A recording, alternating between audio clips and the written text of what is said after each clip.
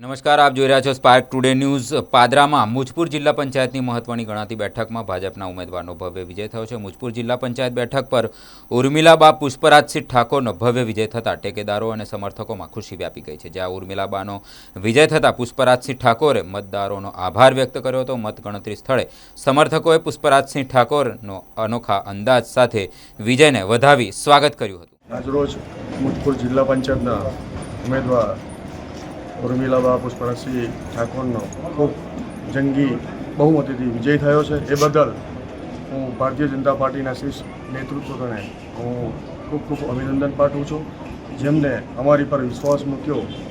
અને મુજપુર જિલ્લા પંચાયતના તમામ મારા વડીલો, ભાઈઓ, બહેનો અને યુવાનોના હું ખૂબ એમને શુભેચ્છાઓ પાઠવું છું કે જેને અમે આ જગ્યા પર પહોંચાડ્યા છે। એ બદલ એમનો ખૂબ અભિનંદન પાઠવું।